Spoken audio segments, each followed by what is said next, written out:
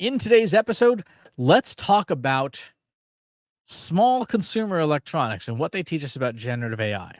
Things like blenders or shavers or pretty much any device. Do you need to know how consumer electronic works to get benefit from it?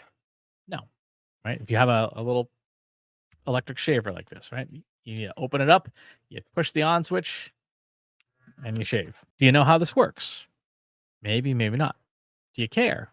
Probably not, unless it stopped working. Do you know how it works? Again, probably not.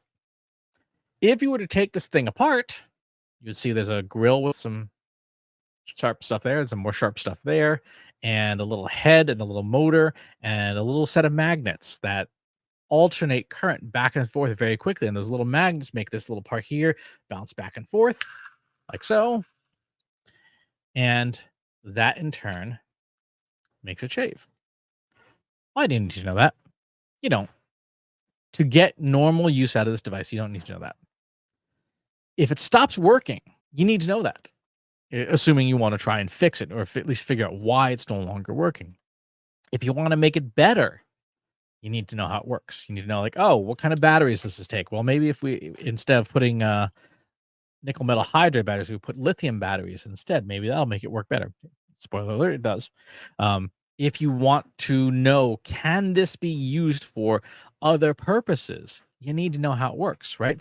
There's a trick, for example, getting fuzz off of things like sweaters and things. You can use a razor, a regular razor, to prune them off. Can you do that with this? Well, if you have no idea how this works, the answer is probably no. And the answer is no. Does not function the same way this does. This has exposed metal blades. This one does not. So what does all this have to do with AI? When it comes to the use of artificial intelligence, do you need to know how a transformers-based model works to get value out of a tool like Anthropic Claude or ChatGPT or Google Gemini? No, you don't.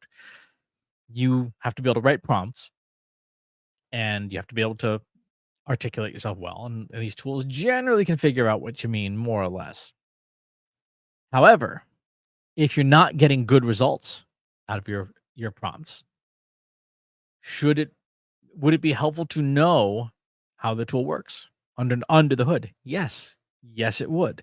It is helpful to know that these tools take words, break them into pieces called tokens, and then go and find similar probabilities for those tokens in the order that you write them and in the order that it was trained on them and the order it read them, so that it understands things like word orders and inherently has a grasp of grammar. Knowing how the model works means that you know that things like jargon are really important. I used to say in marketing all the time, hey, don't use jargon, write for the lowest common denominator. But when you're using AI, because of the way the model works, jargon is your friend. You might say, hey, I want to write a blog post about the FAFSA, the free application for federal student aid. Just including that word FAFSA changes how the model works when it goes to retrieve information, because that is such a niche word. No one says that word outside of the context of financial aid, which means that if you use it in a prompt, it automatically activates a whole bunch of probabilities inside the model that says, hey, we're talking about financial aid. We're not talking about beer. We're not talking about Olympic sports. We're talking about a free application for federal student aid. Jargon is an unlock for how to use these models, but you wouldn't know that if you didn't know how the models worked. You will notice that tools like ChatGPT come with absolutely no manual whatsoever.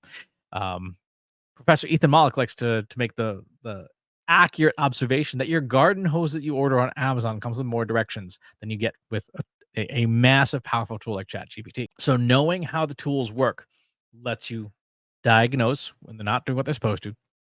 And it lets you know what the limitations are as well. If you understand the architecture of a generative AI model, whether it's a transformers-based model or a diffusers-based model, you know that in some ways it really kind of is just a really big autocomplete. Now, there's more complexity to that, there's more mathematics, but conceptually, that's not an entirely inaccurate observation, which in turn means it's not magic.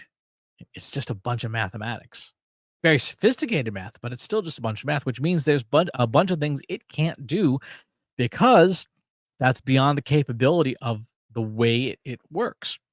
Knowing how they work, at least at cursory level, gives you that ability to say, okay, I understand how this thing works. So I understand what's going to go wrong.